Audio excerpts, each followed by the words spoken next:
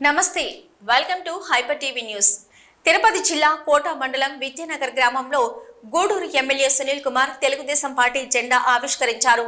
ఈ సందర్భంగా స్థానిక టీడీపీ నాయకులు గూడూరు ఎమ్మెల్యే సునీల్ కుమార్ కు ఘన స్వాగతం పలికారు. బాణసంచ కాల్చి స్థానిక టీడీపీ నాయకులు ఎమ్మెల్యే సునీల్ కుమార్ కు శాల్వాలు కప్పి సన్మానించారు.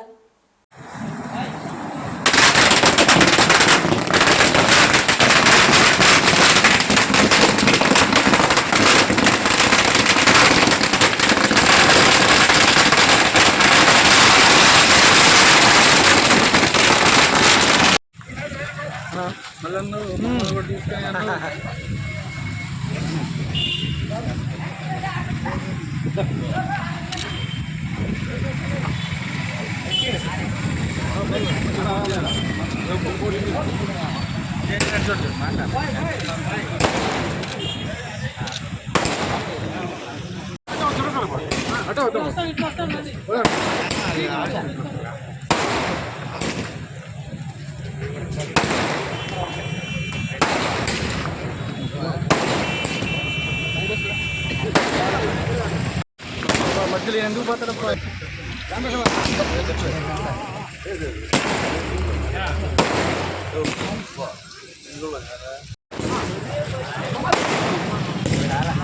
నేను కింద ఇస్తాను.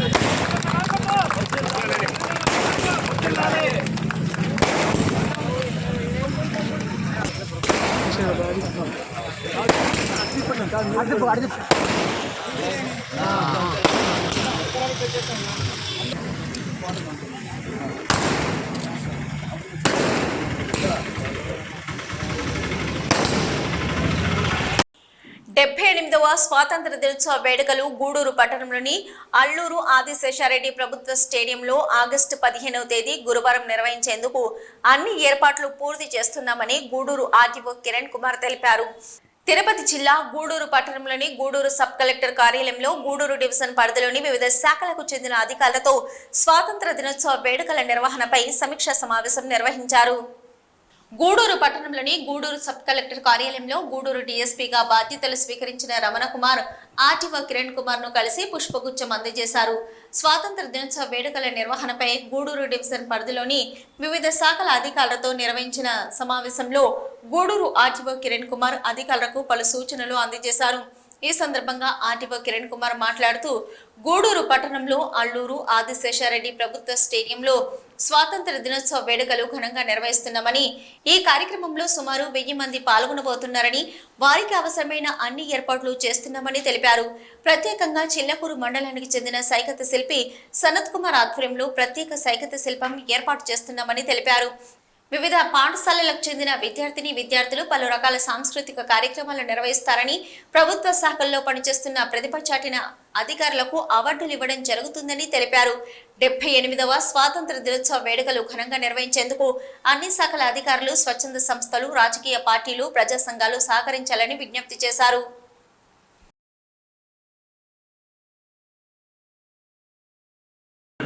పత్రికా ప్రతినిధులు, ప్రజలకు అందరికీ ఒక విజ్ఞప్తి ఏంటంటే, రేపు ఆదిశేషారెడ్డి స్టేడియంలో ఉదయం 9 గంటలకి 78వ స్వాతంత్ర దినోత్సవ వేడుకలు జరుగుతున్నాయి.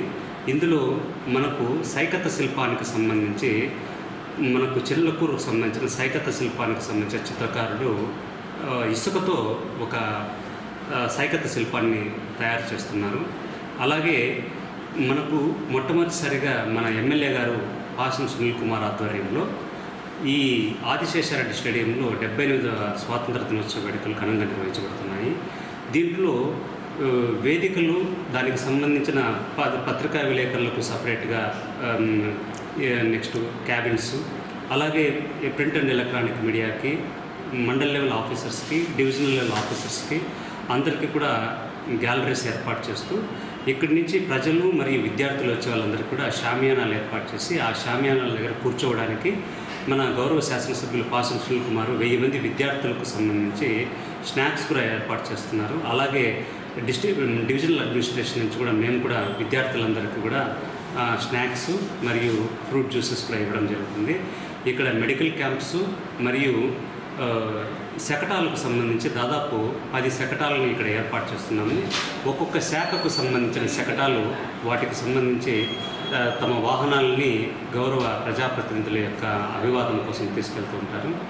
అలాగే కళాజాత బృందాలు 16 కళాజాత బృందాలని ఏర్పాటు చేసి సాంస్కృతిక కార్యక్రమాలు కూడా ఏర్పాటు చేస్తున్నాము. మనకు కేరళ నుంచి కూడా 3 సాంస్కృతిక కార్యక్రమాలు కూడా తీసుకొని వచ్చి ఇక్కడ ఏర్పాటు చేస్తూ మహిషాసుర మర్దిని, అలాగే కేరళ డ్రమ్స్, ఈ విధంగా ఇన్ని రకాలుగా ఏర్పాటు చేసి గ్యాలరీసు, తర్వాత చుట్టుపక్కల ఉన్న కాంపౌండ్ వాళ్ళని బ్యూటిఫికేషను, అలాగే మనకు గూడూరు డివిజన్లో స్వాతంత్ర సమర యోధులు ఎవరైతే ఉన్నారో వాటి విగ్రహాలన్నిటికీ కూడా అలంకరించడము, మరియు ఈ ఫిషర్మెన్స్ ఉన్న చోట, మత్స్యకారులు ఉన్న చోట ఫ్లాగ్ హాయిస్టింగ్ బోట్స్లో చేసుకోవడము, అన్ని సచివాలయాలలో, ప్రభుత్వ కార్యాలయాలలో ఫ్లాగ్ హాయిస్టింగ్ చేసుకోవడము, ప్రభుత్వ కార్యాలయాలన్నింటినీ కూడా, చారిత్రక కట్టడాలన్నీ కూడా విద్యుత్ అలంకరణలతో తీర్చిదిద్దడము, ఇవన్నీ ఒక ఘనంగా నిర్వహిస్తూ దీనికి సంబంధించి 4 ఎమ్మెల్యేలు వస్తున్నారు. గూడూరు ఎమ్మెల్యే గారు ఆధ్వర్యంలో సుల్లూరుపేట ఎమ్మెల్యే గారు, సత్తివేడి ఎమ్మెల్యే గారు, అలాగే వెంకటగిరి ఎమ్మెల్యే గారు ఇక్కడికి వచ్చి ఇక్కడ శకటాలని మరియు సాంస్కృతిక కార్యక్రమాలని, ప్రశంసా పత్రాలని అన్నింటినీ కూడా అందజేయడానికి వస్తున్నారు. ఇక్కడ ప్రింట్ అండ్ ఎలక్ట్రానిక్ మీడియా స్వచ్ఛందంగా వచ్చి లైవ్ కవరేజ్ కూడా చేస్తూ ఈ 78వ స్వాతంత్ర దినోత్సవ వేడుకల్ని ప్రజలకందరికీ అందజేస్తూ ఇక్కడికి అందరూ గూడూరు డివిజన్లో ఉన్న ప్రజలందరూ కూడా ఈ 78వ స్వాతంత్ర దినోత్సవ వేడుకల్లో పాల్గొని విజయవంతం చేయాలని కోరుకుంటూ సెలవు. తిరుపతి జిల్లా గూడూరు పట్టణంలోని అల్లూరు ఆదిశేషారెడ్డి ప్రభుత్వ స్టేడియం 78వ స్వాతంత్ర దినోత్సవ వేడుకలకు ముస్తాబవుతుంది. స్టేడియంలో స్వాతంత్ర దినోత్సవ వేడుకలను హాజరయ్యే అతిథులు మరియు విద్యార్థులకు పట్టణ ప్రజలకు ఎటువంటి అసౌకర్యం కలగకుండా అధికారులు పటిష్ట ఏర్పాట్లు చేస్తున్నారు. దీంతో స్టేడియం నూతన శోభ సంతరించుకుంటుంది. రాష్ట్రంలో ఎన్డీఏ కూటమి అధికారంలోకి రావడం, స్వాతంత్ర దినోత్సవ వేడుకలను అత్యంత వైభవంగా నిర్వహించాలని రాష్ట్ర ప్రభుత్వం సంకల్పించడంతో గురువారం జరగనున్న స్వాతంత్ర దినోత్సవ వేడుకలను ప్రతిష్టాత్మకంగా తీసుకుని అధికారులు పనులు చేపట్టారు.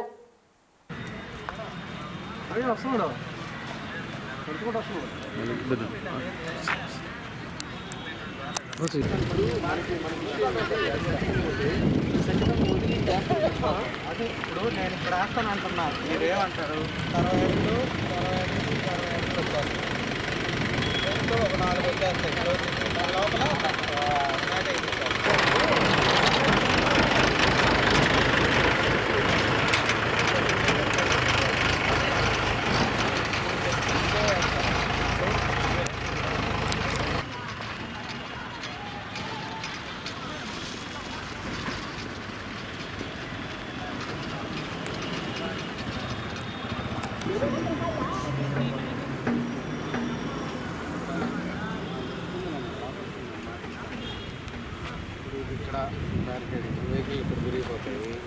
వెహికల్ వస్తుంది, ఈ పాయింట్కి ఫ్లాగ్ పెడతాము. ఫ్లాగ్ ఎక్కడ పెడతామని వచ్చి బంగ్లాదేశ్ లో కొద్ది రోజులుగా హిందువులతో పాటు ఇతర మైనార్టీలపై జరుగుతున్న ఘోర మారణకాండను పార్టీలకు అతీతంగా ఖండించడంతో పాటు ప్రతి ఒక్కరూ తమ సంఘీభావం ప్రకటించాలని జనసేన పార్టీ ఉమ్మడి నెల్లూరు జిల్లా ఉపాధ్యక్షులు లీగల్ సెల్ రాష్ట్ర కార్యదర్శి తీగల చంద్రశేఖరరావు కోరారు.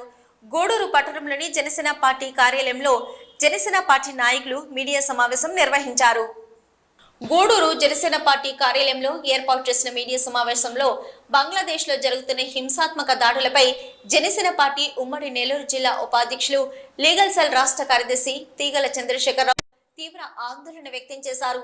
ఈ సందర్భంగా ఆయన మాట్లాడుతూ బంగ్లాదేశ్ లోని హిందువులు, బౌద్ధులు, ఇతర మైనార్టీలపై ముఖ్యంగా హిందూ మహిళలే లక్ష్యంగా జరుగుతున్న దోపిడీలు, హత్యలు, క్రూరమైన నేరాలను ఆపడానికి బంగ్లాదేశ్ లో తాత్కాలికంగా ఏర్పడిన ప్రభుత్వం తక్షణమే చర్యలు తీసుకోవాలన్నారు.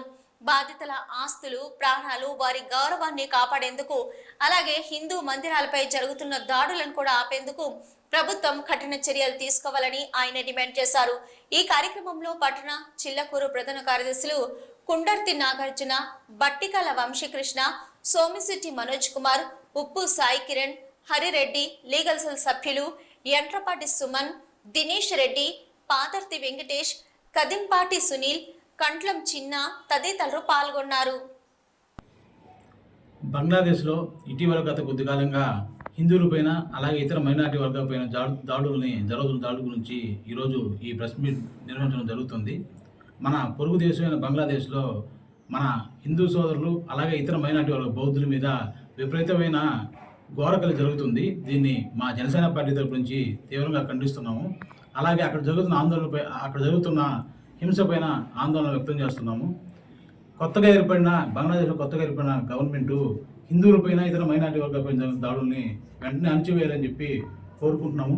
అలాగే ముఖ్యంగా హిందూ సోదరులు అలాగే ఇతర బౌద్ధులు ఇతర మైనారిటీ సోదరుల మీద వాళ్ళ ఆస్తుల మీద ముఖ్యంగా అయితే హిందూ మహిళల మీద ఘోర కలి జరుగుతుంది. అక్కడ ప్రతిరోజు న్యూస్ ఛానల్లో చూస్తున్నాము. వీటన్నిటినీ వెంటనే అక్కడ ప్రభుత్వం కఠినమైన చర్యలు తీసుకొని అణచివేయడంతో పాటు మన పార్టీలకు అతీతంగా ప్రతి ఒక్కరూ మన బంగ్లాదేశ్లో ఉన్న మైనారిటీ సోదరులు అలాగే హిందూ సోదరుల మీద జరుగుతున్న దాడులను ఖండించాలని చెప్పి అలాగే పార్టీలకు అతీతంగా సంఘీభావం తెలియజేయాలని చెప్పి నేను మనస్ఫూర్తిగా కోరుకుంటున్నాను.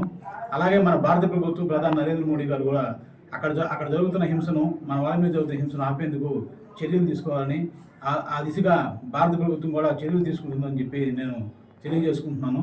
ప్రధానంగా అయితే అక్కడ హిందూ మహిళలపైన జరుగుతున్న ఆకృత్యాల గురించి ప్రతిరోజు టీవీలో చూస్తున్నాము. వాటిని ప్రతి ఒక్కరు సెక్యులర్స్ అని చెప్పి చాలామంది ఎక్కడైనా అన్యాయం చెబితే ప్రెస్ ముందుకు వచ్చి మాట్లాడుతుంటారు.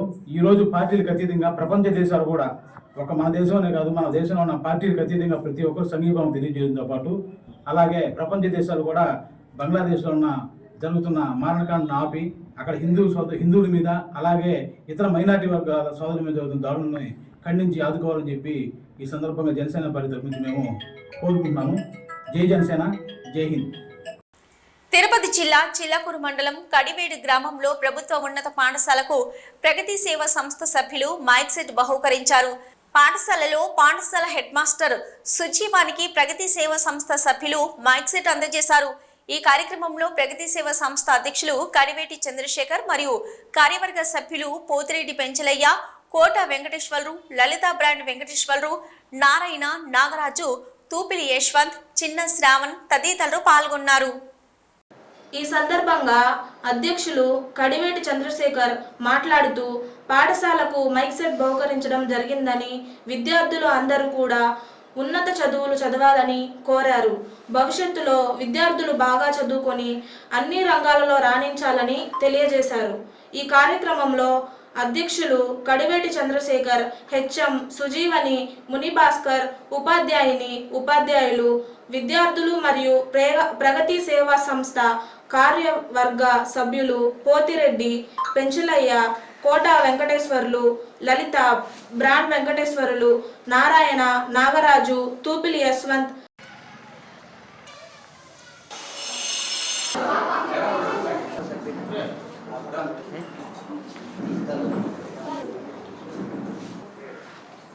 ఉండేది. ప్రయోజకులు ఏది కూడా గవర్నమెంట్ స్కూల్లోనే, ఎందుకంటే క్వాలిఫై టీచర్స్ సార్లు మీకు ఉంటారు కాబట్టి. ఎందుకంటే పైనంతా కనబడేది వేరు, ఇక్కడ మాత్రం న్యాచురల్ అన్నమాట మన స్కూల్. మేమందరం కూడా గవర్నమెంట్ స్కూల్లోనే చదువుకొని ఈ స్థాయికి రాగలిగాం. అందువల్ల విద్యని ముఖ్యంగా ఎన్నుకోవటం జరిగింది. విద్య పిల్లలు కూడా ఏదైనా ఇబ్బంది వస్తే కూడా మొన్న కూడా మర్లపొడి స్కూల్లో ఒక పాప వాళ్ళ ఇంట్లో కాలిపోతే ఆ అమ్మాయి కూడా మనం ఒక 15,000 రూపాయలు ఇవ్వటం జరిగింది వైద్య ఖర్చులకి. అదేవిధంగా ఇంకా కూడా అమ్మాయికి ఆర్థిక సాయం చేస్తానికి కూడా మేము రెడీగా ఉన్నాం. అదేవిధంగా స్కూల్స్ ఎందుకు ఎన్నుకుంటున్నామని అంటే మనకు తెలిసింది చదువు ఒక్కటే. మీరు కానీ చదువుకుంటే చదువే పెద్ద ఆయుధం. భవిష్యత్తులో ఏ రకాల స్థాయిలోకి పోవాలన్నా కూడా చదువు అనేది మనకు అవసరం. మనం చదువు కానీ నమ్ముకుంటే జీవితంలో ఉన్నత శిఖరాలను ఎదిగేదానికి పెద్ద విషయం అయితే ఏం కాదు. మీరందరూ రేపు భవిష్యత్తులో ఈ స్థానాల్లో కూర్చొని మీరు కూడా 10 మంది ఇలాంటి స్కూళ్ళకి సహాయం చేయాలని మనస్ఫూర్తిగా కోరుకుంటున్నా. అదేవిధంగా ఇంకొక విశేషం ఏంటంటే ఈ స్కూల్కి నన్ను అక్క మైక్ అడిగినప్పుడు నేను చెప్పాను, పెద్ద స్థాయిలో అయితే ఇవ్వలేకపోవచ్చాక కానీ నువ్వు అర్జెంట్ అంటున్నావు కాబట్టి నీకు ఒక మైక్ సెట్ అయితే మేము ఖచ్చితంగా ఇస్తాం. ఇలాంటి మైక్ సెట్ ఇంచుమించు ఇది 26వ మైక్ సెట్ మనం ఇవ్వటం. చెలపూరు మండలంలోనే మనం ఇంచుమించు ఒక 4-5 స్కూళ్ళకి ఇచ్చున్నాం ఈ మైక్ సెట్.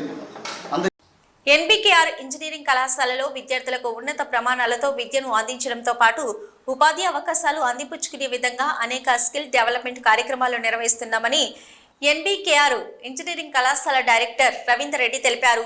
తిరుపతి జిల్లా కోట మండలం విద్యానగర్ గ్రామంలోని ఎన్బీకేఆర్ ఇంజనీరింగ్ కళాశాలలో ఓరియంటేషన్ ప్రోగ్రాం నిర్వహించారు.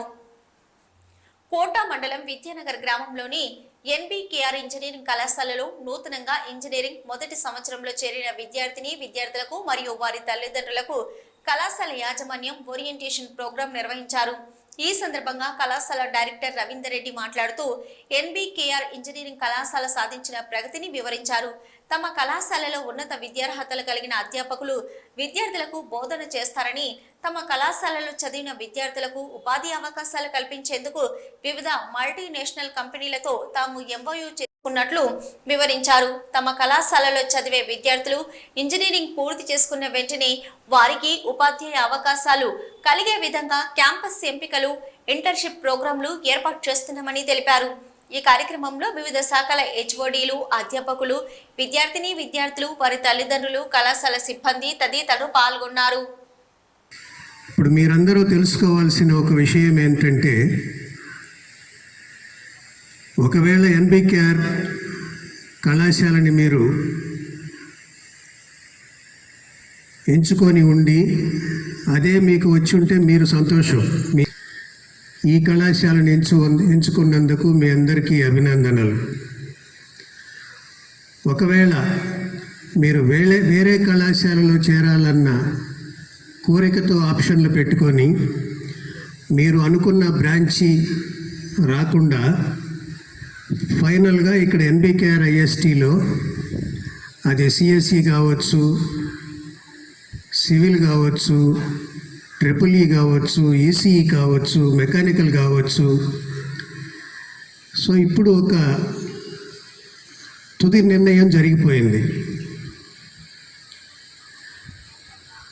ఎన్బీకేఆర్ ఐఎస్టీలో సీటు సంపాదించి ఇక్కడ చేరాలన్న తుది నిర్ణయానికి మీ నిర్ణయమే కరెక్ట్ అని మేము కూడా భావిస్తున్నాం.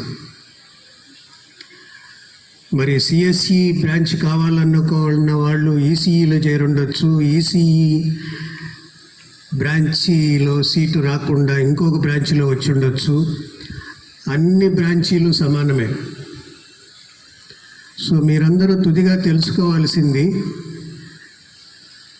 మీరు తీసుకున్న నిర్ణయము కాలేజీ మీద, ఇక్కడ చేరిన బ్రాంచి అదే తుది నిర్ణయము. ఆ తుది నిర్ణయము మీది కరెక్ట్. దీని మీద మీరు సందేశాలు పెట్టుకోవాల్సిన అవసరం లేదు. అది ఏ బ్రాంచ్ అయినా విద్యార్థులు ఎలా చదివినారు, ఎలా పరీక్షలు రాశారు, ఎలా నైపుణ్యాన్ని పెంచుకున్నారు అనే దాని మీద ఉంటుంది. అంతేగాని ఒక బ్రాంచ్ మంచిది, ఒక బ్రాంచ్ మంచిది కాదు. గ్రామ పంచాయతీలోని సర్పంచులు, పంచాయతీ కార్యదర్శులు సమిష్టి కృషితో పంచాయతీకి వచ్చే ఆదాయ వనరులను సద్వినియోగం చేసుకుంటూ అభివృద్ధి కార్యక్రమాలు చేపట్టాలని చిట్టమూరు మండల ఏవో పిఆర్టీ మనోహర్ గౌడ్ అన్నారు. తిరుపతి జిల్లా చిట్టమూరు మండల పరిషత్ కార్యాలయం వద్ద ఉన్న శ్రీశక్తి భవనం నందు సర్పంచులకు, కార్యదర్శులకు శిక్షణ తరగతులు నిర్వహించారు. తిరుపతి జిల్లా చిట్టమూరు మండలం పరిషత్ కార్యాలయం వద్ద ఉన్న శ్రీశక్తి భవనం నందు సర్పంచులకు, కార్యదర్శులకు శిక్షణ తరగతులను మండల ఈవో పిఆర్టీ మనోహర్ గౌడ్ ఆధ్వర్యంలో నిర్వహించారు. ఈ సందర్భంగా చిట్టమూరు మండల ఈవో పిఆర్టీ మనోహర్ గౌడ్ మాట్లాడుతూ, పంచాయతీ కమిషనర్ ఆదేశాల మేరకు 12వ తేదీ నుంచి 14వ తేదీ వరకు పంచాయతీ సర్పంచులకు, కార్యదర్శులకు శిక్షణ తరగతులు ఏర్పాటు చేయడం జరుగుతుందని అన్నారు. చిట్టమూరు మండలానికి సంబంధించి తడి చెత్త, పొడి చెత్త ఏ విధంగా వేరు చేయాలి, వ్యక్తిగత పరిశుభ్రతతో పాటు గ్రామ పంచాయతీలలో ఏ విధంగా చేయాలని సర్పంచులకు, కార్యదర్శులకు అవగాహన కల్పించారు. ఈ కార్యక్రమంలో సర్పంచులు, కార్యదర్శులు పాల్గొన్నారు. ఆయన కనిపించాడు కాబట్టి ఆ నాడ పిట్స్ అనేటటువంటి విధానం ద్వారా మనం సేంద్రియ ఎరువులు తయారు చేసుకొని మనమే దాని ద్వారా మన సంపదను సృష్టించవచ్చు. మనం చాలామంది మనం అనుకుంటుంటాం, పాత ఇనుప సామాన్లు కానీ మన ఆ షాపుని ఆ విధానం చూస్తే మనం ఆశ్రయించుకుంటాం కదా. అందరూ రకరకాల హోటల్ బిజినెస్లు, ఆ బిజినెస్, ఈ బిజినెస్ చేస్తుంటే ఇతనేంటి పాత సామాన్లు, పాత ఇనుప సామాన్లు కొంటాడు, కొన్ని కోట్లు సంపాదించడం తెలుసా. అంటే అర్థం ఏంటి, మన ప్రభుత్వం కానీ మన యొక్క అధికారుల యొక్క ఉద్దేశం ఏంటంటే అది చెత్త కాదు, అది సంపద. అవునా కదా. అది చెత్త కాదు, అది సంపద తయారీ కేంద్రాలుగా దాన్ని మనం అభివృద్ధి చేసినప్పుడు, దాన్ని అభివృద్ధి చేసి దాని పరిసరాలు మనం ముఖ్యంగా ఆ షెడ్యూల్ని మనం పరిశుభ్రంగా ఉంచాలి. ఆ షెడ్యూల్ని పరిశుభ్రంగా ఉంచి దానికి నీటి వసతిని, విద్యుత్ వసతిని, తర్వాత పూల మొక్కలు పెంచడానికి ఏర్పాట్లు చేసుకొని, ఇన్సినరేటర్లు ఉంటాయి, బయో వేస్ట్ని మనం తగలబెట్టడానికి. అంతిమ లక్ష్యం ఏంటంటే అది ఏ విధంగా రూపొందించాలంటే మనం అక్కడ అందరం కలిసి భోజనం చేసే విధంగా ఉండాలి. చెత్త కాదని చెప్పి మన చెత్తను బాగా మాట్లాడేది సంపద తయారీ కేంద్రం కాబట్టి దాని పరిసరాలు ఎంత అందంగా ఆకర్షణీయంగా ఉండాలంటే మన అందరం కలిసి అక్కడ వనభోజనాలకు వెళ్తున్నాం కదా, అంటే మన గ్రామంలో ఉన్నటువంటి షెడ్కి వెళ్ళి అక్కడ అందరం కలిసి భోజనం చేసేటటువంటి వాతావరణాన్ని మనం కలిగజేసే విధంగా గౌరవ సర్పంచులు కానీ మీరు కానీ మన పంచాయతీ కార్యదర్శులు అందరం కూడా కలిసి సమిష్టిగా చేసినప్పుడు మన గ్రామం బాగుంటుంది, మనందరి ఆరోగ్యాలు బాగుంటాయి. ఈ హాస్పిటల్స్కి వెళ్ళడం కానీ ఇలాంటి పరిస్థితులు మనం దాపురించాం కాబట్టి అంటే చిన్న సూక్ష్మ అంశం ఏంటి మనకు పరిశుభ్రత. ఆ ఒక్క పదాన్ని కనుక మనం పాటించి అమలు చేసుకున్నట్లయితే మనకు డబ్బులు కూడా అవుతాయి.